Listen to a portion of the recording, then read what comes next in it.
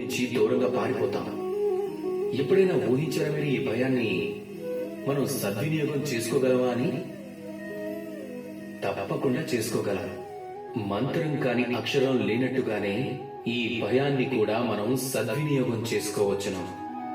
అది ఆధారపడి ఉండేది మీ దృష్టికోణం మీద, తమరి ప్రతిస్పందన మీద. భయం మన ముందుకొస్తే మనకి రెండే దారులుంటాయి. అందులో మొదటిది భయానికి భయపడి వెనుతిరిగి పారిపోవడం. రెండవ మార్గం ఆ భయాన్ని ఎదిరించడమే. ఆ భయంలోకి లోతుగా చూడండి, అర్థం చేసుకునే ప్రయత్నం చేయండి. అందులో మిమ్మల్ని వెనక్కి లాగేదేమిటో మీలో సాహసాన్ని మేల్కొల్పండి, మీలోని శక్తులను కూడగట్టుకోండి, మీ సామర్థ్యాన్ని పెంచుకోండి, మీ ముందుకొచ్చిన దాన్ని లొంగ తీసుకోండి.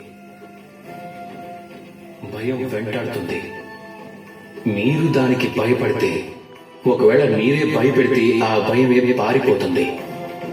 నిర్ణయం మీదే. భయానికి లొంగిపోతారా లేక భయాన్ని లొంగ తీసుకుంటారా? నాతో కలిసి